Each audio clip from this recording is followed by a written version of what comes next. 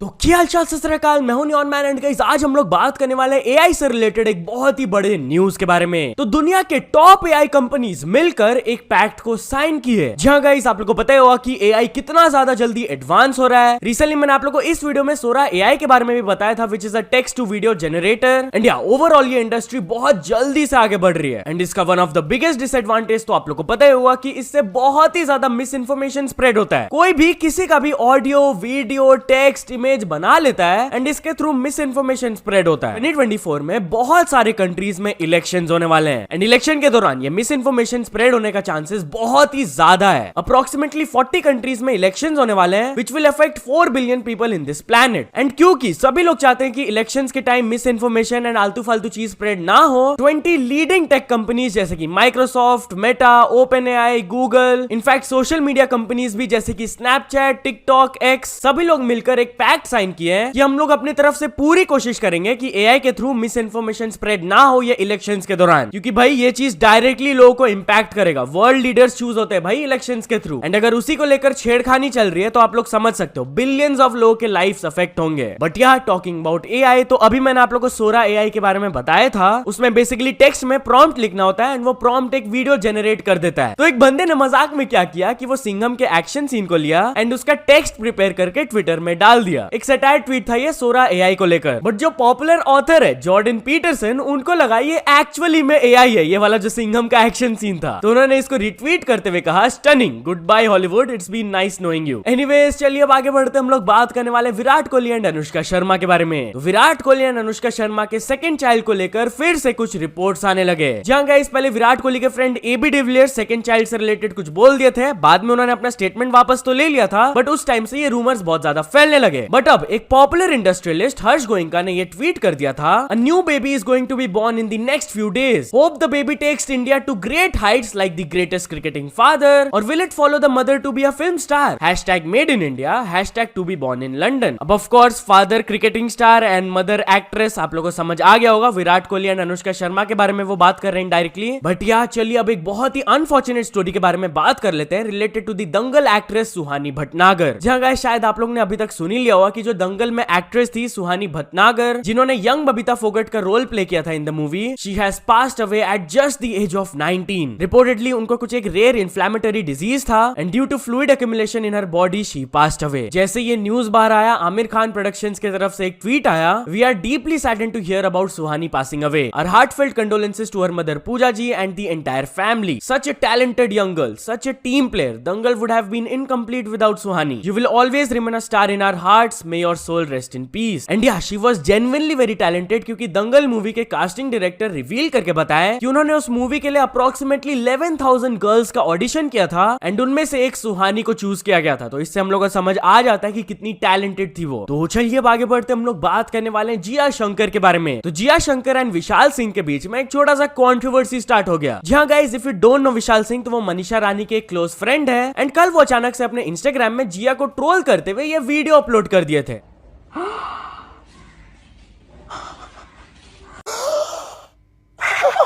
क्या हुआ? मैंने टी शर्ट उल्टी पहनी है।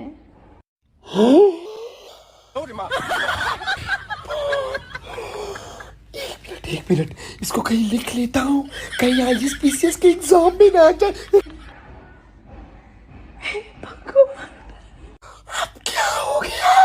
पीछे कुत्ता टट्टी करके जा रहा है। तो जैसा इंसान रहेगा सामने, कुत्ता वही तो करेगा ना। जिसके बाद इसके ऊपर इनडायरेक्टली रिएक्ट करते हुए जिया ये ट्वीट कर दी, is someone auditioning for Bigg Boss OTT season 3? Well that literal shit looks like he should sign up for therapy sessions because he looks stressed, depressed and obsessed. क्या वो अपना जॉब वॉब तो नहीं खो दिए हैं? सडनली वो ये सब हरकतें क्यों कर रहे हैं? अरे भाई, मैंने एक छोटा सा वीडियो बनाया था, एक हेल्दी रोस्ट किया था। इतना दिल पे क्यों ले रहे हैं आप लोग? मजाक था यार, दुनिया रोस्ट करती है यार। पहली बात तो भाई सुनो, मेरी चीजों को मनीषा से जोड़ने की जरूरत नहीं है। उसकी लाइफ अलग है, मेरी लाइफ अलग है। अभी दीदी आकर फिर कुछ स्टेटस डाल दिए ट्विटर पे, मैं ट्विटर पे नहीं हूँ दीदी, जो बोला इंस्टाग्राम पे बोलो, कुछ रिप्लाई देना है तो। और जो ट्विटर पे लिख रहे हो कि poor guy wants to take fame, कभी सामने आ जाना या हवेली पे आ जाना, पता चल जाएगा। जितना तुम महीने में कमाती हो ना, उतना हम सैलरी बांट देते हैं हमारे गांव में लोगों को। आया समझ में?